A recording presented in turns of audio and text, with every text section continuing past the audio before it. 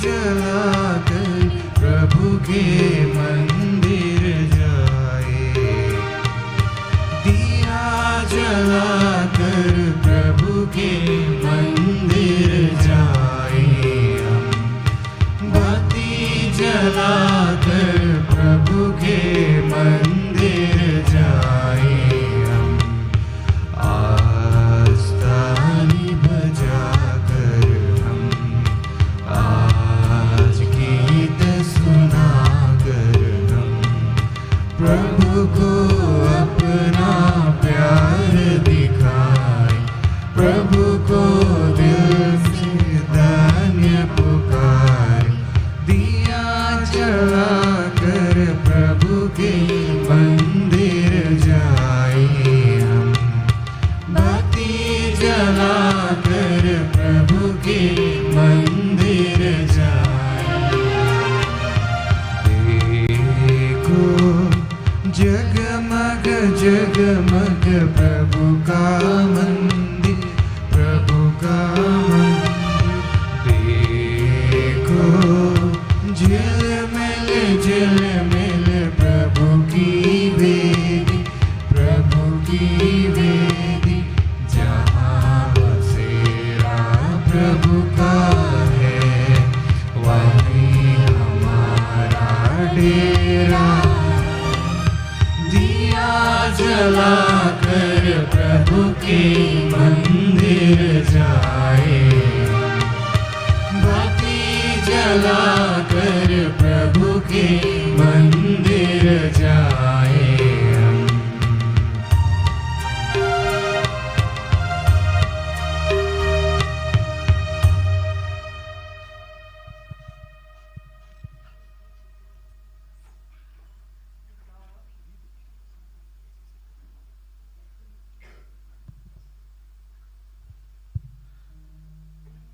पिता और पुत्र और पवित्र आत्मा के नाम पर हमारे प्रभु यीशु ख्रिस्त के कृपा, ईश्वर का प्रेम तथा पवित्र आत्मा का साहचर्य आप सबों को प्राप्त हो। और आपकी आत्मा के साथ। ख्रिस्त में यहाँ उपस्थित मेरे पुरोहित भाइयों, धर्म बहनें, माता पिता तो नहीं है, भाइयों और बहनों, माता पिता होने वाले हैं। सबसे पहले जब हम प्रभु के नाम पर यहाँ एकत्र हुए हैं, ये 5 दिवसीय बिंतु उपवास हम संपन्न कर रहे हैं। रांची महाधर्म प्रांत के चुने चुनाए युवक युवतियाँ यहाँ एकत्र हुए हैं। ये ईश्वरीय योजना है, ईश्वर की इच्छा के मुताबिक हम यहाँ आ पाए हैं। सचमुच हम धन्य हैं और प्रभु ने हमें यह सुंदर अवसर दिया है। प्रभु के बिना हमारा जीवन अधूरा है। प्रभु के बिना हम एक कदम भी आगे नहीं बढ़ सकते हैं। और इसलिए ये कृपा हमें तब प्राप्त होती है जब हम प्रभु के संग, प्रभु के उस दुख भोग मृत्यु का स्मरण करते हैं और उस दुख भोग मृत्यु और पुनरुत्थान में सम्मिलित होते हैं। यह यूखरिस्ट उसी का केंद्र है। और इस वक्त हम उसी यूखरिस्ट में सम्मिलित हो रहे हैं।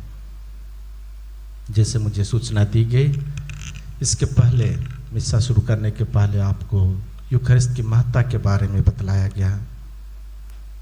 आपने उसे समझा, महसूस किया, और इसलिए इस वक्त हम उसी यूखरिस्ट में सम्मिलित हो रहे हैं, भाग ले रहे हैं।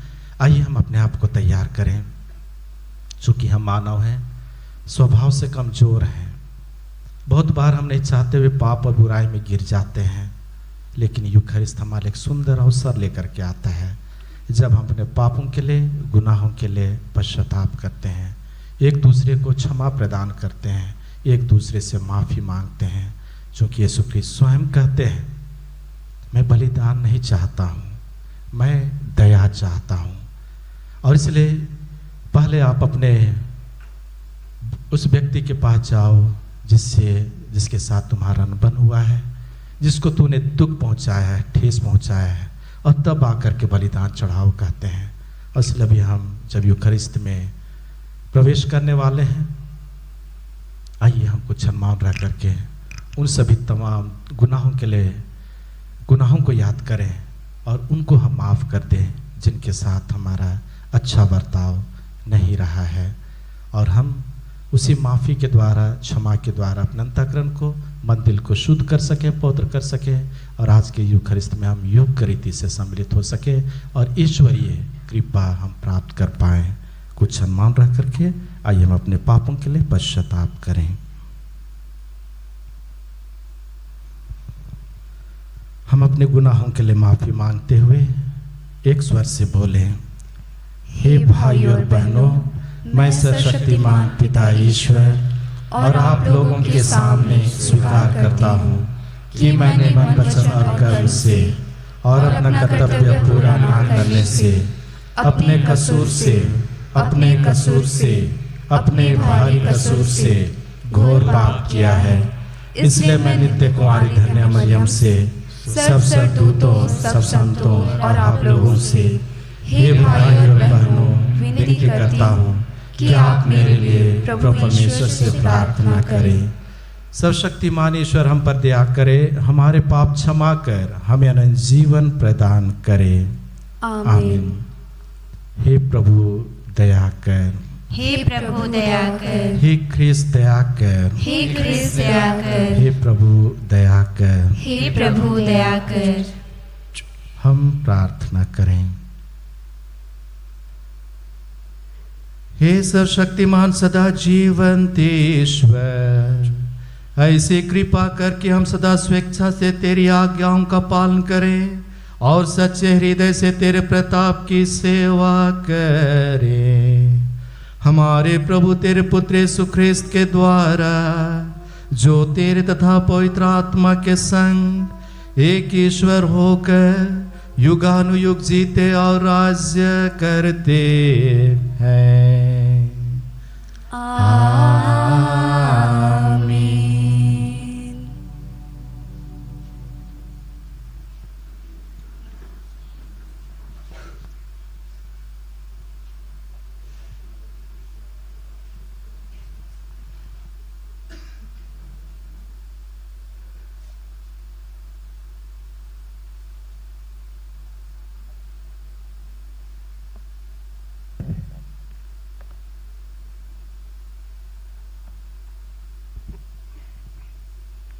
रोमियो के नाम संत पौलुस का पत्र, अध्याय 6, वचन संख्याएं 12 से 18 तक। आप अपने को मृतकों में से पुनर्जीवित समझकर ईश्वर के प्रति अर्पित करें। अब आप लोग अपने मरणशील शरीर में पाप का राज्य स्वीकार नहीं करें और उसकी वासनाओं के अधीन नहीं रहें। आप अपने अंगों को अधर्म के साधन बनने के लिए पाप को अर्पित नहीं करें। आप अपने को मृतकों में से पुनर्जीवित कर ईश्वर के प्रति अर्पित करें और अपने अंगों को धार्मिकता के साधन बनने के लिए ईश्वर को सौंप दें। आप लोगों पर पाप का कोई अधिकार नहीं रहेगा। अब आप संहिता के नहीं बल्कि अनुग्रह के अधीन हैं। तो क्या हम इसलिए पाप करें कि हम संहिता के नहीं बल्कि अनुग्रह के अधीन हैं? कभी नहीं। क्या आप यह नहीं समझते कि आप आज्ञाकारी दास के रूप में अपने को जिसके प्रति अर्पित करते हैं और जिसकी आज्ञा का पालन करते हैं, आप उसी के दास बन जाते हैं? यह दासता चाहे पाप की हो जिसका परिणाम मृत्यु है, चाहे ईश्वर की हो जिसके आज्ञा पालन का परिणाम धार्मिकता है। ईश्वर को धन्यवाद कि आप लोग जो पहले पाप के दास थे, अब सारे हृदय से उस शिक्षा के मार्ग पर चलने लगे जो आपको प्रदान की गई है। आप पाप से मुक्त होकर धार्मिकता के दास बन गए हैं। यह प्रभु की वाणी है। ईश्वर को धन्यवाद।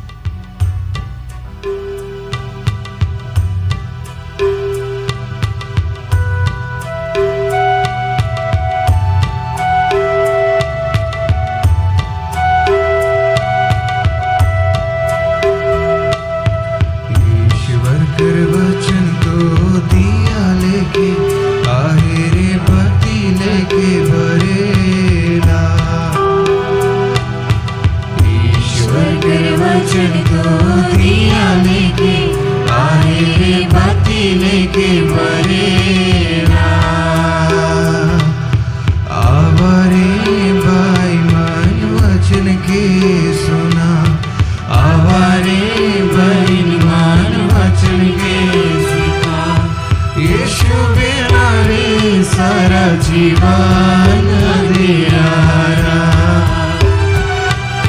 मसीह बिना रे सारा जीवन अंधियारा। बाइबल कर वचन को दिया लेके आहेर बत्ती लेके बरेला। बाइबल कर वचन को दिया लेके आहेर बत्ती लेके बरेला। आवारे भाई मान वचन के सुना, आवारे भाई मान वचन के सीखा। यीशु बिना रे सारा जीवन अंधियारा, मसीह बिना रे सारा जीवन अंधियारा।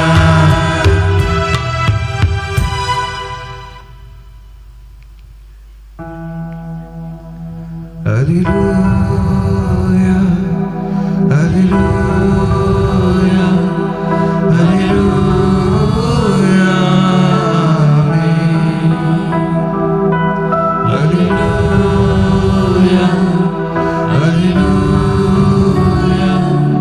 हालेलुया, आमीन। हालेलुया,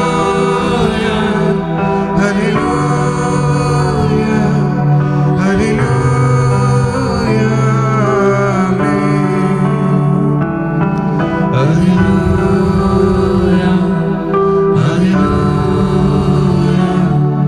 हालेलुया,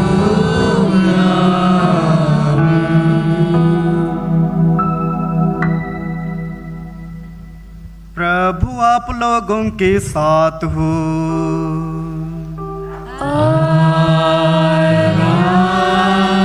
की आत्मा के साथ। संत लूकस के अनुसार पवित्र सुसमाचार। हे प्रभु तेरी महिमा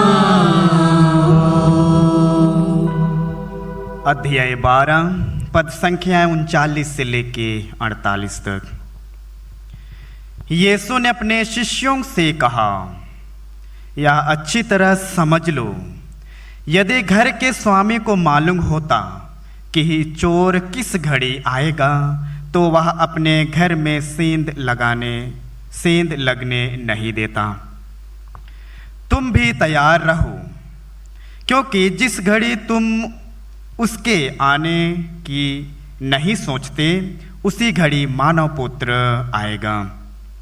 पेतरुस ने उनसे कहा, प्रभु क्या आप यह दृष्टांत हमारे लिए ही कहते हैं या सबों के लिए? प्रभु ने कहा, कौन ऐसा ईमानदार और बुद्धिमान करिंदा है जिसे उसका स्वामी अपने नौकर चाकरों पर नियुक्त करेगा ताकि वह समय पर उन्हें रसद बांटा करें। धन्य है वह सेवक जिसका स्वामी आने पर उसे ऐसा ही करता हुआ पाएगा। मैं तुमसे कह देता हूँ, वह उसे अपनी सारी संपत्ति पर नियुक्त करेगा। परंतु यदि वह सेवक अपने मन में कहे, मेरा स्वामी आने में देर करता है और वह दास दासियों को पीटने, खाने पीने और नशेबाजी करने लगे, तो उस सेवक का स्वामी ऐसा दिन आएगा जब वह उसकी प्रतीक्षा नहीं कर रहा होगा और ऐसी घड़ी जिसे वह नहीं जान पाएगा। तब स्वामी उसे कोड़े लगवाएगा और विश्वासघातियों को दंड देगा। अपने स्वामी की इच्छा जानकर भी जिस सेवक ने कुछ तैयार नहीं किया है और ना उसकी इच्छा के अनुसार काम किया है, वह बहुत मार खाएगा। जिसने अनजाने ही मार खाने का काम किया है, वह थोड़ी मार खाएगा। जिसे बहुत दिया गया है उससे बहुत मांगा जाएगा और जिसे बहुत सौंपा गया है उससे अधिक मांगा जाएगा। प्रभु का सुसमाचार। हे क्रिस्त तेरी स्तुति हो।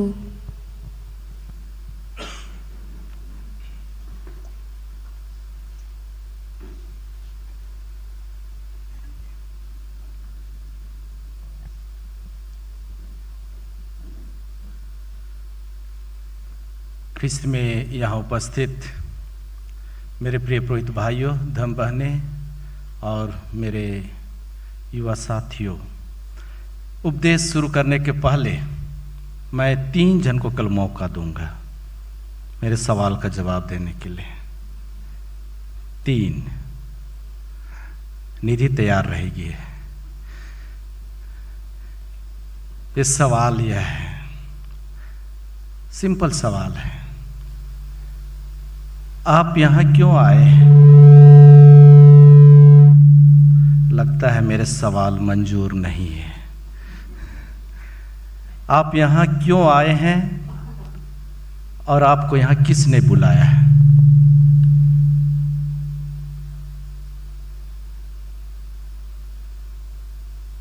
जवाब नहीं दोगे मेरा उपदेश खत्म ही नहीं होगा। 3 जन कोई भी जवाब दे दो, सही या गलत जो भी। आप यहां क्यों आए हैं? किसने आपको बुलाया? हाँ, नया सीखने है। कौन बुलाया आपको?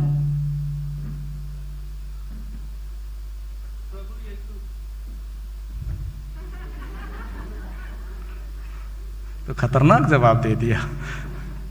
और कोई? Very good. और कोई? मतलब ये 2 हो गए। और किसी को और मौका? कोई मौका लेना चाहेगा?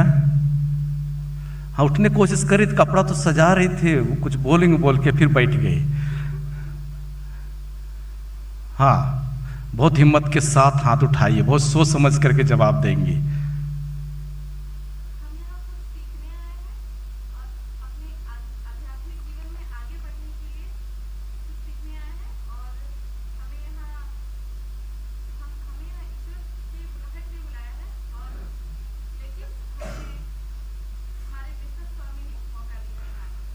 पक्का सोच समझ करके जवाब दिए, सबको समेट ली।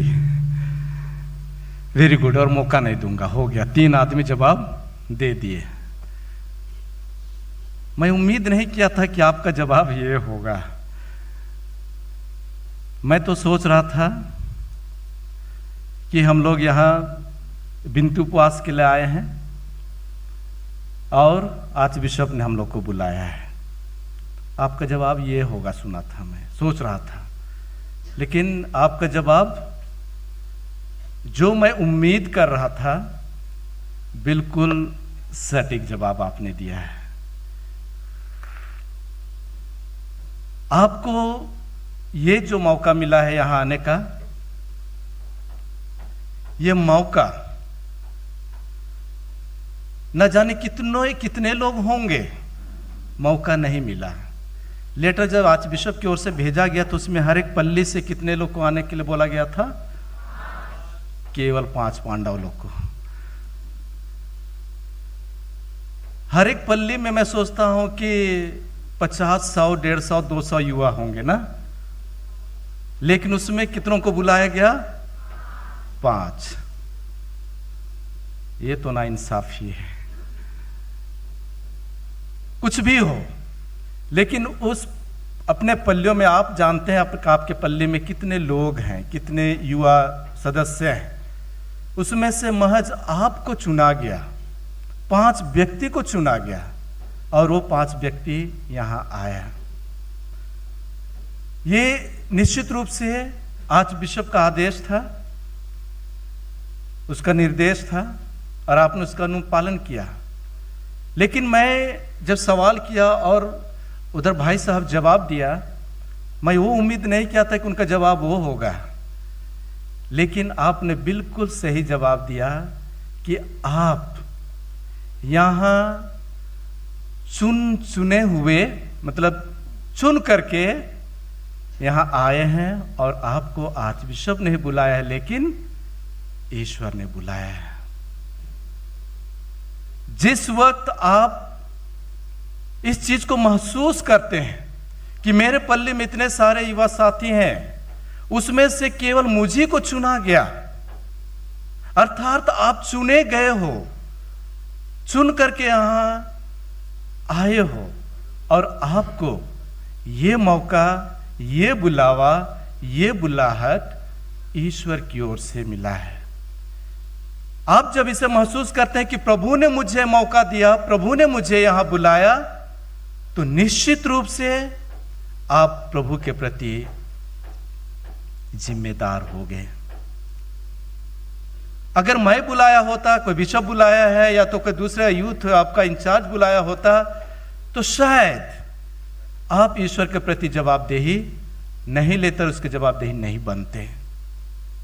आपका सोच, आपकी जवाबदेही सिर्फ और सिर्फ उस व्यक्ति विशेष तक ही सीमित रहता है।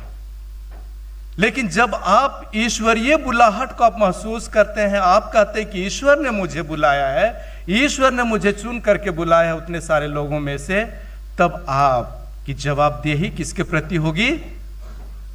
ईश्वर के प्रति होगी। आज का पाठ मैं नहीं चुना हूं बाबा, आज का पाठ जो दैनिक पाठ है वहीं से लिया गया है। और तब जब मुझे बतलाया गया कि आज का ही पाठ है, जब मैं चिंतन करने लगा तो मैंने कहा कि भगवान जो करता है अच्छा ही करता है।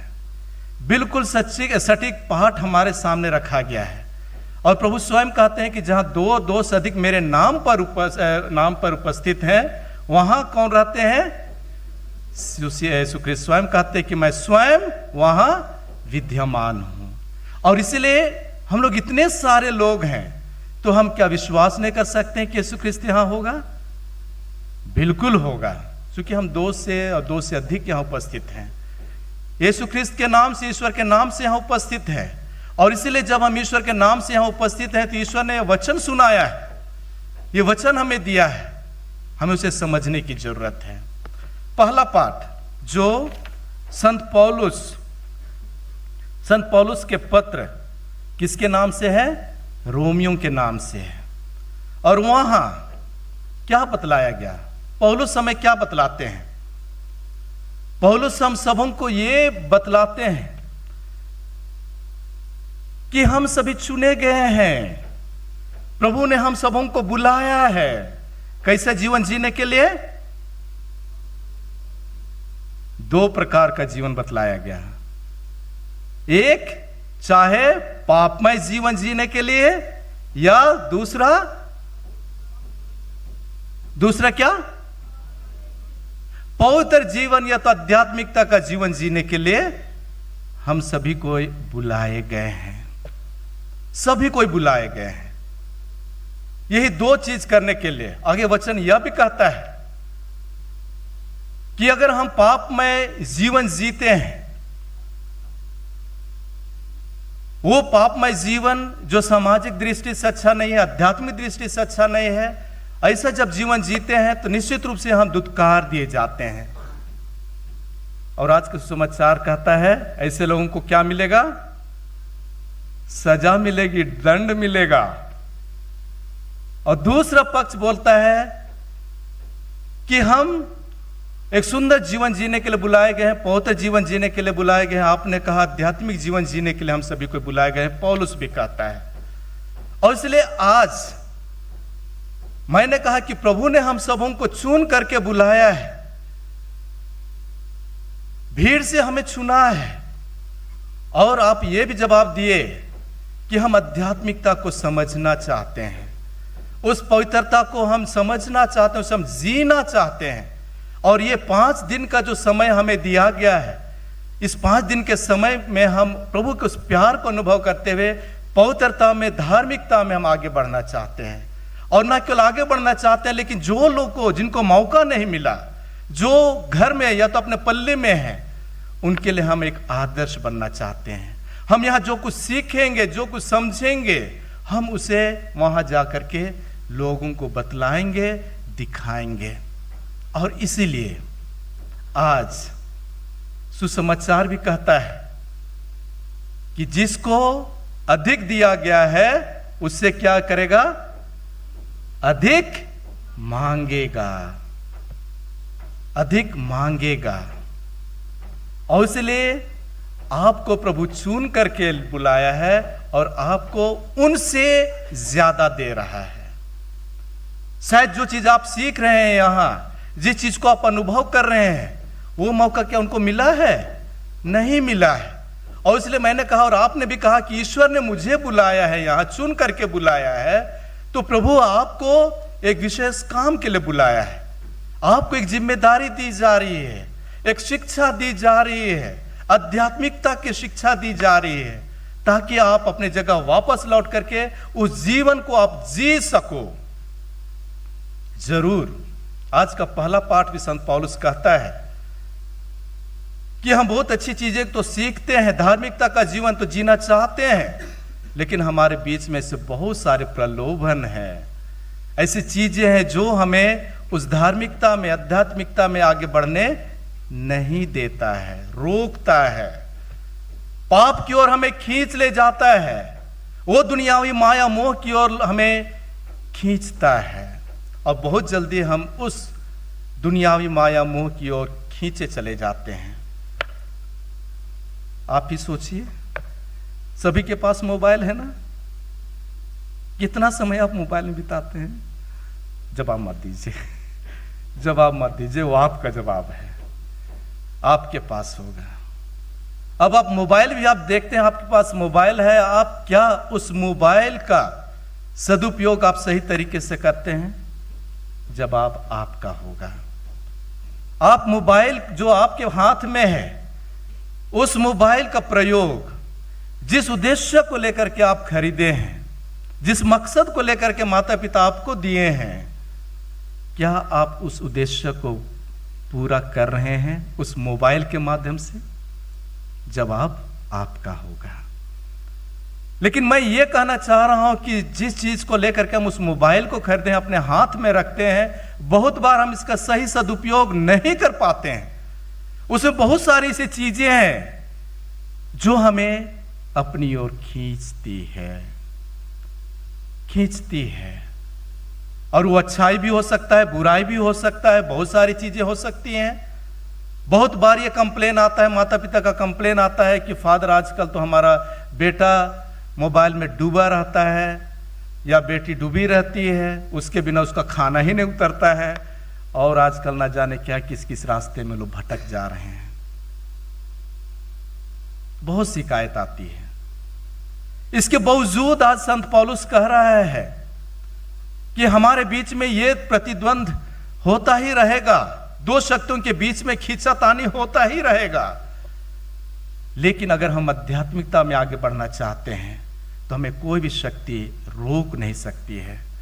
चाहे हम कितना भी बुरा क्यों ना हो, चाहे हमारा पाप उस खून की तरह लाल क्यों ना हो, अगर हम प्रभु को स्वीकार करते हैं तो हमारा लाल पाप रूपी लाल खून भी कैसा हो जाएगा? कैसा हो जाएगा बोलता है वचन? उज्जवल वस्त्र की तरह सफेद हो जाएगा। हमारे ऐसे बहुत सारे लोग हैं, उदाहरण हैं, आदर्श हैं। मैं कुछ लोगों का नाम लेना चाहूंगा। अब्राहम, उसको किसने बुलाया? ईश्वर ने, परमेश्वर ने बुलाया। परमेश्वर ने उसे बुलाया। जब ईश्वर का आवाज या तो परमेश्वर की आवाज उसे मिली और उसको यह कहा गया कि तुम सब कुछ छोड़ करके निकल पड़ो घर से, और जहां मैं तुम्हें लेना चाहता हूं तुम बस चलो। अब्राहम को पता नहीं था कि ये जो ईश्वर का आदेश है मुझे कहां ले जाएगा, लेकिन ईश्वर की वाणी को सुन करके और सब कुछ छोड़ छाड़ करके जो भी उसके पास थोड़ा बहुत था उसे लेकर के वो अनजान रास्ते में निकल पड़ता है। आज हम सबों के लिए विश्वास का पिता कौन है? अब्राहम है। मैं उसी व्यक्ति का उदाहरण आपके सामने रखा। आज हम सबों के लिए वो एक आदर्श है, विश्वास का पिता के नाम से जाना जाता है, और हम सबों के लिए ये प्रेरणा देता है कि मैंने प्रभु की आवाज को सुनी और जहां प्रभु मुझे चाहा, मैं इस बुढ़ापे की अवस्था में भी जब मुझे घर में रह करके आराम करना था, रेस्ट करना था, लेकिन प्रभु की आवाज सुन करके मैं घर से निकल पड़ा और जहां प्रभु मुझे लिया मैं चल दिया। मूसा के बारे में आप सुनते हैं, मूसा के बारे में आप जानते हैं। अच्छा व्यक्ति था कि नहीं था? अच्छा व्यक्ति, क्या जो व्यक्ति किसी का खून करता है वो अच्छा व्यक्ति है? मूसा किसी का खून किया था? किसका किया था? एक मिस्री का किया था। तो क्या मूसा अच्छा व्यक्ति था? किसी ने भी हां कहा था, जवाब पलट गया। ये मूसा जो इस्राएलियों का लीडर था, अगुआ था, ये भी एक खूनी था, मर्डरर था। एक मिस्री की उसने हत्या कर दी थी और कहां छुपा दिया था? बालू में छुपा दिया था। लेकिन उसी व्यक्ति को, उस मिस्र देश से एक मिस्री को मारा था। प्रभु उसी मूसा को बुलाता है और कहता है कि तुम जाओ, कहां? मिस्र देश जाओ और मेरे लोगों को, मेरे इस्राएलियों को, मेरी प्रजा को उस गुलामी से बाहर निकालो। मूसा किया या नहीं किया? वही राजा फराउन के पास गया जिससे वो बच करके भागा था, उसी के पास जाता है और इस्राएलियों को वहां से बाहर निकाल लेता है। वो पापी व्यक्ति, वो मर्डरर भी, वो क्या बन जाता है? इस्राएलियों के लिए एक आदर्श बन जाता है। तीसरा व्यक्ति का नाम मैं लूंगा, तीसरा चौथा, ऐसा कुछ भी आप उधर आगे बढ़ते जाइए। नबी यिर्मयाह, वो क्या कहता है जब प्रभु से बुलाता है कि प्रभु यिर्मयाह मैं तुम्हें बुलाता हूं नबी के रूप में, वो क्या कहता है? वो क्या कहता है? मैं तो पापी हूं, मेरे मुख से गंदे शब्द निकलते हैं, मैं तो हकलाता हूं, मैं कैसे आपका नबी बन सकता हूं? मैं योग्य नहीं हूं। अस्वीकार करता है। लेकिन प्रभु कहता है कि तुम चिंता मत करो, मैं तुम्हारे इस मुख को शुद्ध कर दूंगा और तुम मेरी प्रजा की अगुवाई करोगे, मेरे नबी के रूप में लोगों के सामने जाओगे। मैं और दूसरा उदाहरण लेता हूं। आज जो पहला पाठ सुने, किसके चिट्ठी से सुने? किसने लिखा है चिट्ठी? किसके नाम से ये पत्र लिखा हुआ है? रोमियों के नाम। और किसने लिखा? संत पौलुस। संत पौलुस कैसा व्यक्ति था?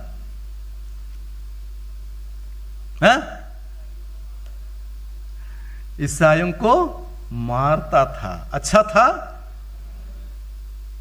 बुरा था। वो जब तक उसके जीवन परिवर्तन नहीं आया, इस्राएलियों को प्रताड़ित करता था, मारता पीटता था, सताया करता था, पकड़ पकड़ के जेल में डाल देता था। लेकिन उस दिन जब यीशु ख्रीस्त के साथ में उसकी मुठभेड़ होती है, वही व्यक्ति जो दूसरों को सताया करता था, यीशु ख्रीस्त का अनुयायियों को सताया करता था, वही व्यक्ति आज वो कहता है कि प्रभु ने मुझे बदल डाला, इस पापी व्यक्ति को बदल डाला। प्रभु ने मुझे चुना, इस अयोग्य व्यक्ति को चुना, ताकि मैं उस ईश्वर के, उस पुनर्जीवित यीशु ख्रीस्त का नाम प्रचार कर सकूं।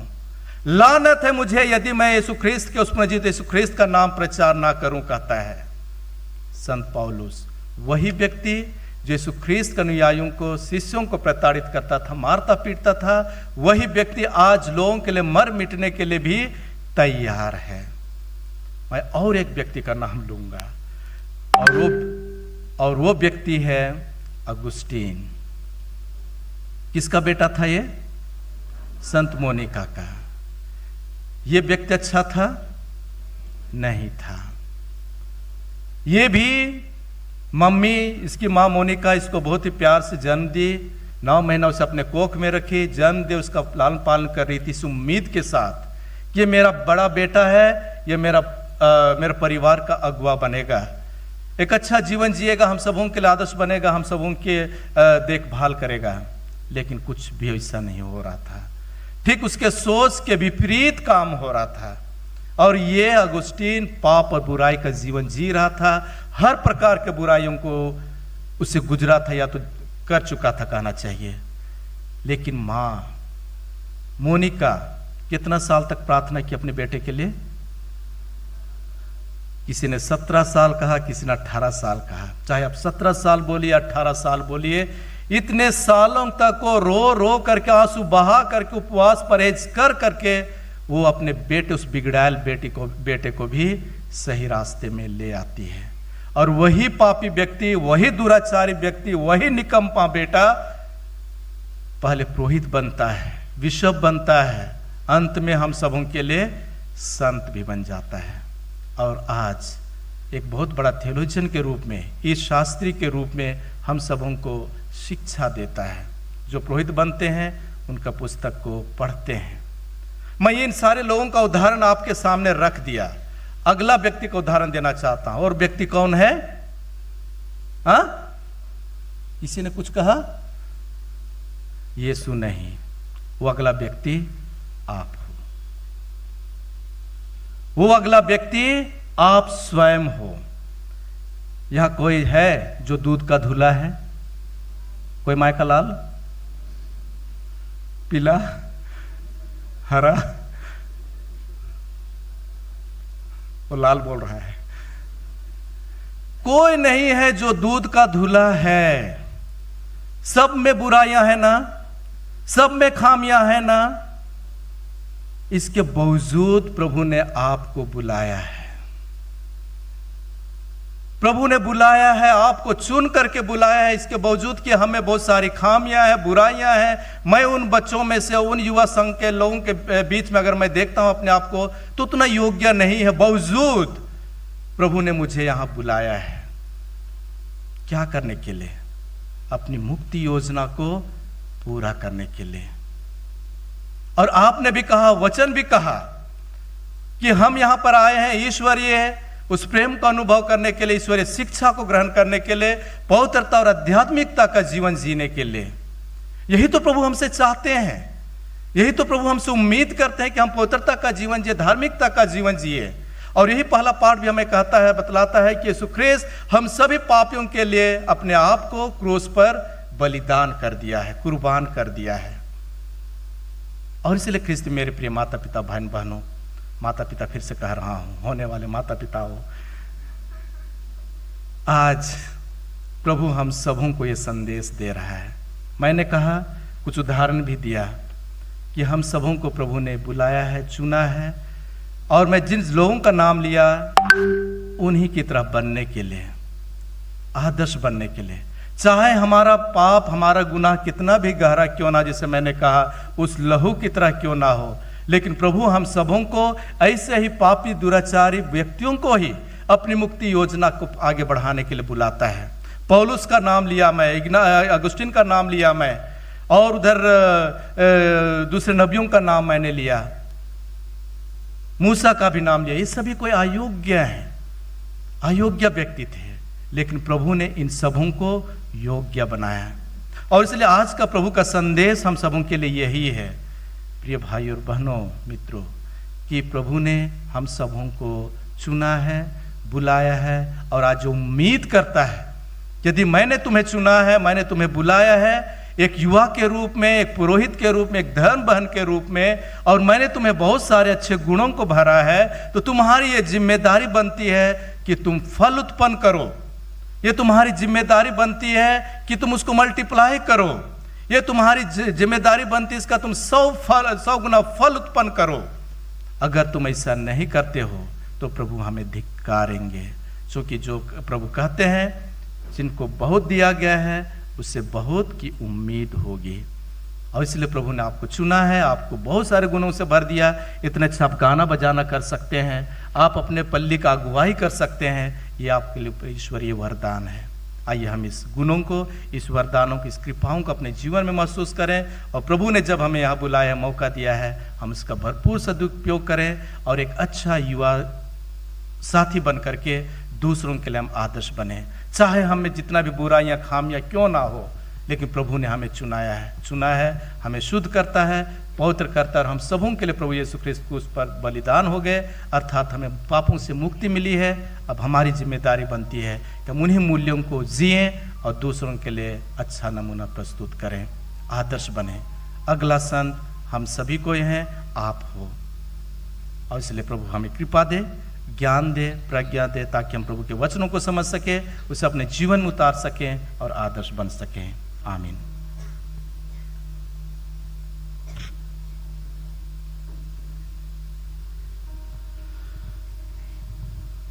हमने प्रभु का वचन सुना, समझने का प्रयास किया। अब आइए इस रोटी दाखरस के रूप में हम अपने सभी कमजोरों को प्रभु को चढ़ा दें और ईश्वरीय कृपा प्राप्त करें। चढ़ावा।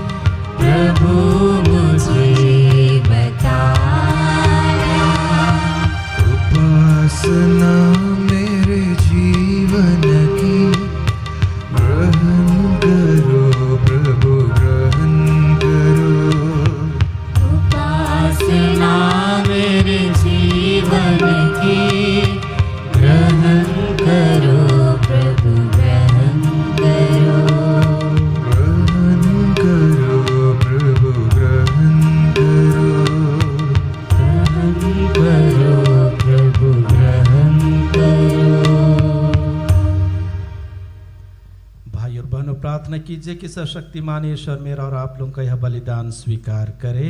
प्रभु अपने नाम की स्तुति और महिमा के लिए और हमारे तथा समस्त पवित्र कलीसिया के लाभ के लिए आपके हाथों से बलिदान स्वीकार करे। हे प्रभु, यह वर दे कि हम तेरे उपहारों का सदुपयोग करें और इस संस्कार की पवित्रकारी कृपा द्वारा विशुद्ध हो जाए। हम यह प्रार्थना करते हैं अपने प्रभु ख्रिस्त के द्वारा।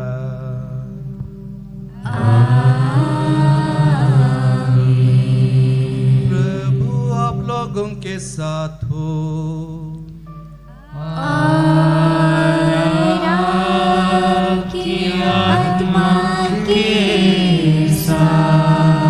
प्रभु में मन लगाइए। हम प्रभु में मन लगाए हुए हैं। हम अपने ईश्वर को धन्यवाद दें।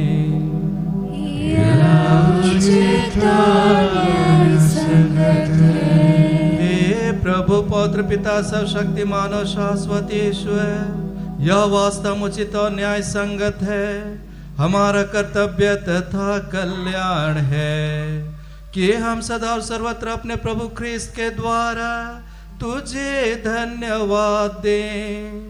हे पिता, इन्होंने मानव जन्म लेकर पतित मानव का नव निर्माण किया और अपने दुख भोग द्वारा हमारे पाप मिटा दिए।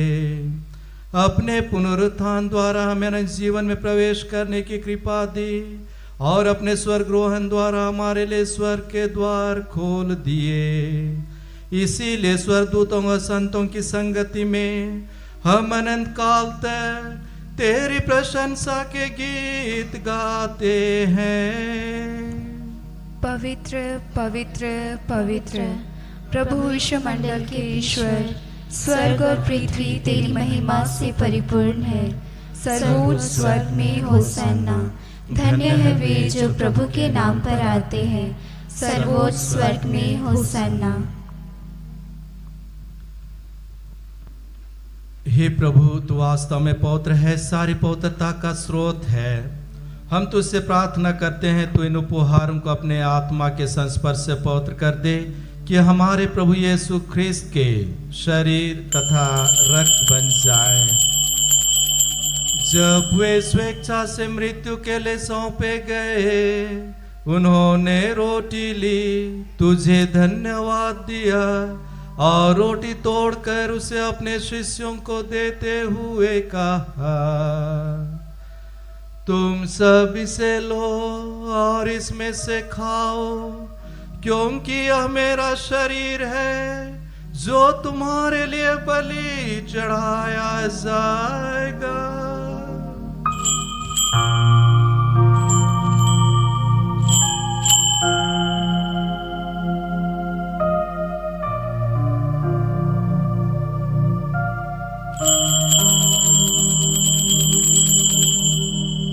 इसी भांति भोजन के बाद उन्होंने कटोरा लिया, तुझे धन्यवाद दिया और उसे अपने शिष्यों को देते हुए कहा,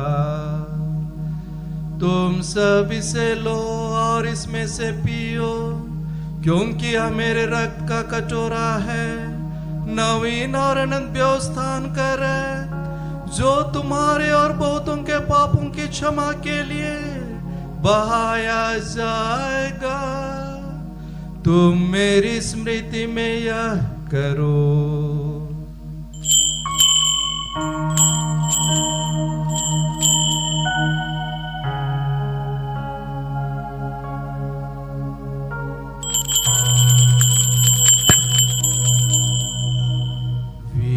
विश्वास का रहस्य।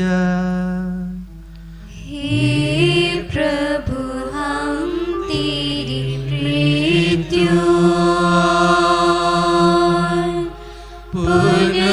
पुनरुत्थान की घोषणा तेरे पुनरागमन तक करते रहेंगे। इसलिए हे प्रभु, हम ख्रिस्त की मृत्यु और पुनरुत्थान की स्मृति में तुझे जीवन की रोटी और मुक्ति का कटोरा चढ़ाते हैं। हम तुझे धन्यवाद देते हैं कि तूने हमें अपने सम्मुख उपस्थित होने और अपनी सेवा करने का सौभाग्य प्रदान किया है। हमारा नम्र निवेदन है कि हम सब क्रिस्त का शरीर और रक्त ग्रहण करके पवित्र आत्मा के द्वारा एकता के सूत्र में बंधे रहें।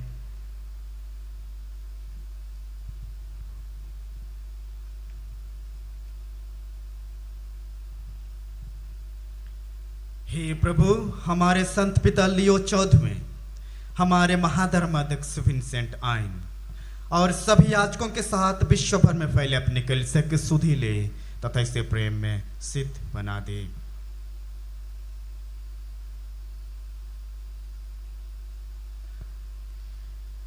हमारे उन भाई बहनों को भी सुधि ले जो पुनरुत्थान की आशा में पलों से तार चुके हैं। उन्हें आओ सभी मृतकों को अपने दर्शन का सौभाग्य प्रदान कर हम सब पर दया दृष्टि डाल कि हम भी अनंत जीवन के सौभाग्य बने। और ईश्वर की माता धन्य कुमारी मरियम, उनके वर धन्य योसेफ, धन्य प्रेरितों तथा सब संतों के साथ जो युग युग में तेरे प्रति विश्वस्त बने रहे, तेरी स्तुति और महिमा कर सके, तेरे पुत्र यीशु क्रिस्त के द्वारा।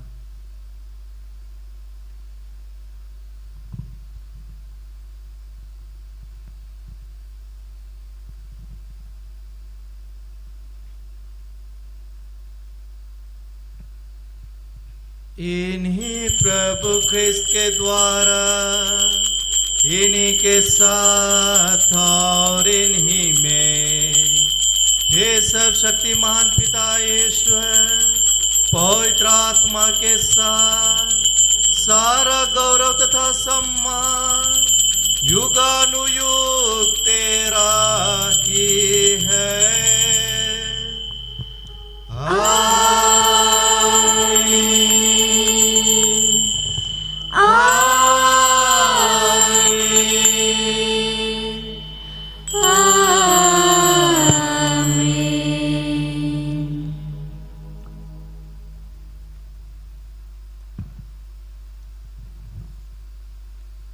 आइए हम सभी खड़े होकर के बड़ी भक्ति भाव के साथ में हम उसी प्रार्थना को दोहराएं जिसे यीशु ख्रिस्त ने हम सबों को सिखलाया है।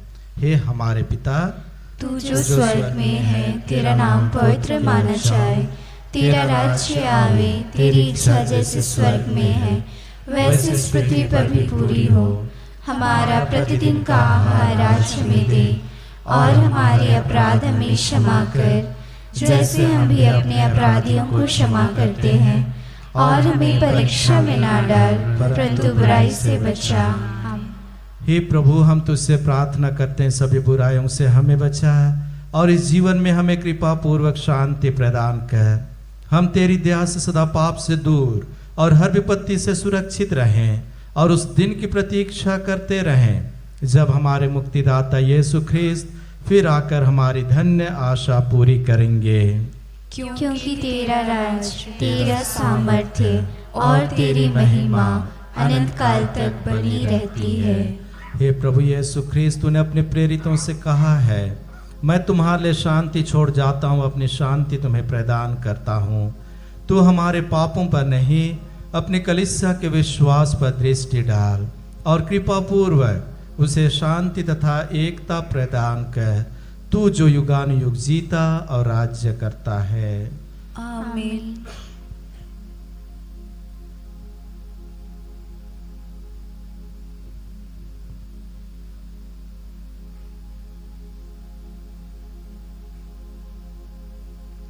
प्रभु की शांति सदा आप लोगों के साथ हो और आपकी आत्मा के साथ। परस्पर शांति अभिवादन कीजिए।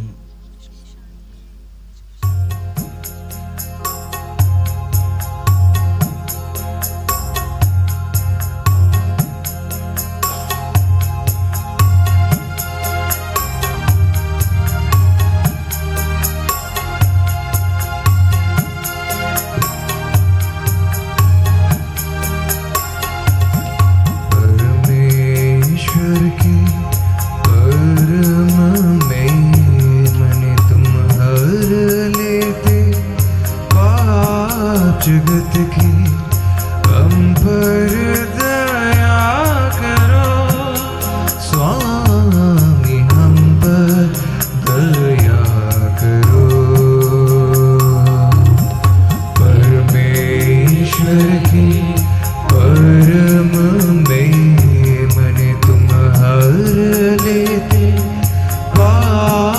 जगत की हम पर दया करो, स्वामी हम पर दया करो। परमेश्वर की परम में मने तुम हर लेते, आप जगत की शांति प्रदान करो, स्वामी शांति प्रदान करो।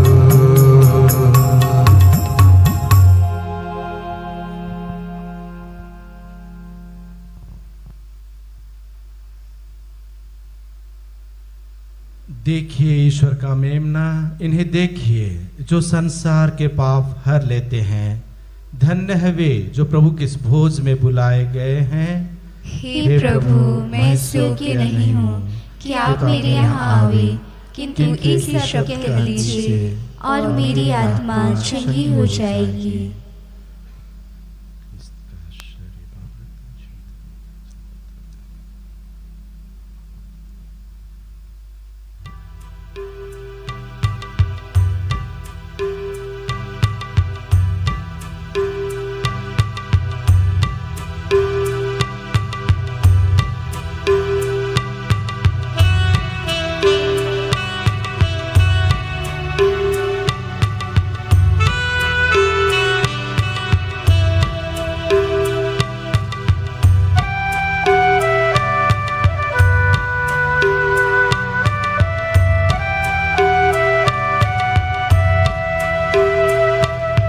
यीशु मेरे,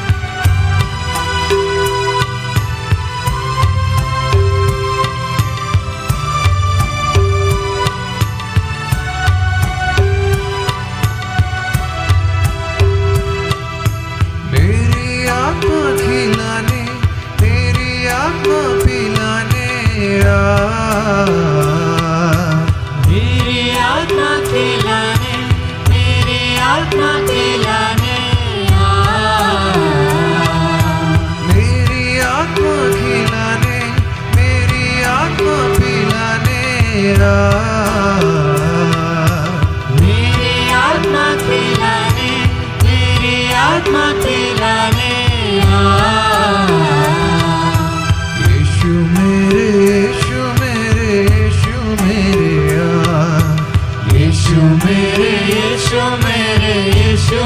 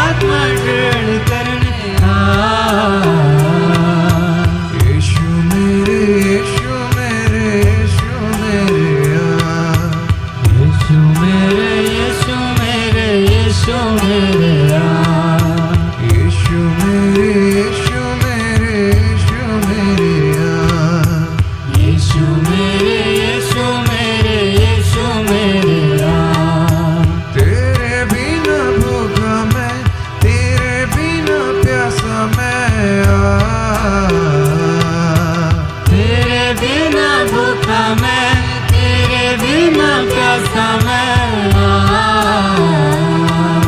तेरे बिना भूखा मैं, तेरे बिना प्यासा मैं, तेरे बिना भूखा मैं, तेरे बिना प्यासा मैं, यीशु मेरे, यीशु मेरे, यीशु मेरे यार, यीशु मेरे, यीशु मेरे, यीशु मेरे यार, यीशु मेरे, यीशु मेरे, यीशु मेरे यार, यीशु मेरे, यीशु मेरे, यीशु मेरे यार, यीशु मेरे, यीशु मेरे, यीशु मेरे यार, यीशु मेरे, यीशु मेरे, यीशु मेरे यार।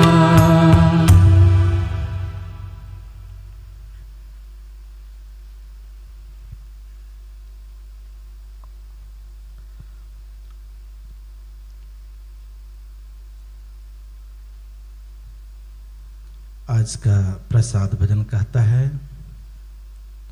मानव पुत्र बहुतों के उद्धार के लिए अपने प्राण अर्पित करने आया है।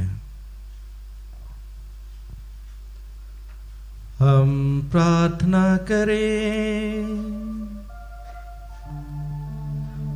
हे प्रभु, स्वर्गिक वस्तुओं के सहभाग द्वारा हमें मुक्ति लाभ मिला है। ऐसी कृपा कर कि हम श्रेष्ठ वस्तुओं का सदुपयोग करें और अनंत वस्तुओं के ज्ञान तथा प्रेम में बढ़ते जाए। हम यह प्रार्थना करते हैं अपने प्रभु ख्रिस्त के द्वारा।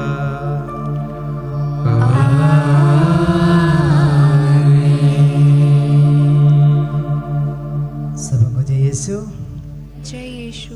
आज हमें सभा की बात है कि फादर, हमारे प्रिय फादर आनंद डेविड काल को हमारे निमंत्रण स्वीकार किया है।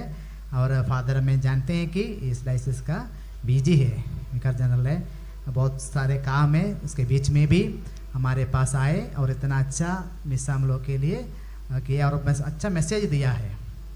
मैसेज याद है ना, प्रभु ने कमज़ोर लोगों को ना बुलाते हैं और उन्हें शक्ति देता है। जितना कमजोरी है, प्रभु कमजोरी को नहीं देखते हैं, लेकिन प्रभु ने हमें शक्ति देता है। और आज प्रभु ने हम सबको बुलाया है, वही ईश्वर का काम जारी रखने के लिए। आप लोग तैयार है? बोला ना, फादर को बोला ना, तैयार है? तैयार है? ठीक है, अच्छी बात है। और हमारे धन्यवाद फादर, बहुत बहुत धन्यवाद। और हमारे बीच में और फादर सुमित काल को, फादर पुराने यूथ डायरेक्टर मैं समझता हूँ, फादर भी हमारे बीच ज्वाइन किए हैं, हमारे लिए प्रार्थना की है। फादर एक साथ मिसा किए, हम लोग के लिए मिसा चढ़ाए, प्रार्थना की, इसलिए फादर आपके लिए भी धन्यवाद देना चाहता हूँ। ठीक है, बहुत बहुत धन्यवाद।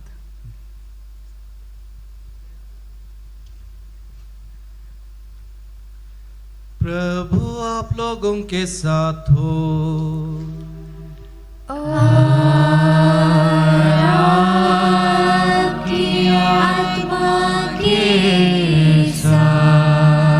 सर्वशक्तिमान ईश्वर पिता और पुत्र और पवित्र आत्मा का आशीर्वाद आप प्रत्येक जन पर उतरे और सदा बना रहे।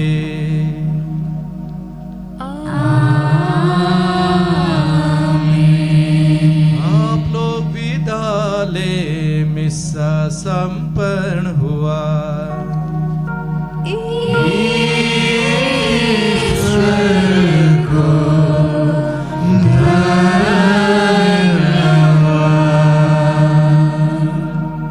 अब यहाँ से जाने के पहले मैंने आशीर्वाद दे दिया है, प्रार्थना की है आप सबों के लिए। अब मैं यहाँ से विदा लेने के पहले मैं हमारे जितने भी आयोजक मंडली हैं और हमारे विशेष रूप से जो प्रीचर हैं, आप लोग के साथ में 5 दिन व्यतीत कर रहे हैं। कल मुझे अचानक सूचना मिली कि आपको मिसा के लिए आना है। पहले अगर सूचना मिली हुई रहती ना तो मैं लंबा उपदेश तैयार करता और अच्छा बढ़िया उपदेश तैयार करता, लेकिन जो भी हुआ अच्छा ही हुआ। और जो पवित्र आत्मा मुझे प्रेरित किया बोलने के लिए मैंने उसे बोल डाला। अब पालन करना, अनुपालन करना, ना करना आपके ऊपर है। नहीं करेंगे तो मैं डंडा मारूंगा, करेंगे तो इस प्रभु आपको आशीर्वाद देगा। और इसलिए ये जो मौका मुझे मिला, ये मक्खी आ गया है, जो मौका मुझे मिला आप सबों को इस सुंदर मौका देने के लिए आप सबों को बहुत बहुत धन्यवाद। और अंजलुस को विशेष रूप से, चूँकि आपने मुझे आमंत्रित किया। ज़रूर जिम्मेदारी है, लेकिन प्रभु कहता है जब आपको ज़्यादा दिया गया है तो उम्मीद भी ज़्यादा होगा। और इसलिए जब जिम्मेदारी ज़्यादा मिली है तो लोगों की उम्मीद भी ज़्यादा ही रहती है। इसलिए मैं प्रयास करता हूँ जितना हो सके दूसरों के लिए मैं अपने आप को दे पाऊँ। और प्रभु ने मुझे यह सुंदर अवसर दिया, आपके पास आ पाया और आपके लिए मैंने कुछ दिया है। आप इसे स्वीकार करें और प्रभु की महिमा आप इसी में कर पाएंगे। आप सबों को मेरी ओर से बहुत बहुत धन्यवाद, ढेर सारी शुभकामनाएं आप सबों को कि आप जरूर, कल आपका समाप्त हो जाएगा, लेकिन मैं देख सकता हूँ हमारे कुछ रांची पल्ली के लोगों को जो यहाँ पर हैं, जिनको मैं जानता हूँ, बहुत दूसरों को तो नहीं जानता हूँ लेकिन कभी जानूँगा। कुछ उधर कांके से भी लोग आए हुए हैं, दिमाग अच्छा नहीं इसलिए आए हैं, ऐसी बात नहीं है। हाँ, प्रभु ने उनको बुलाया है। और इसलिए सबों को बहुत बहुत धन्यवाद और ढेर सारी शुभकामनाएं। सबों को जय यीशु। जय यीशु।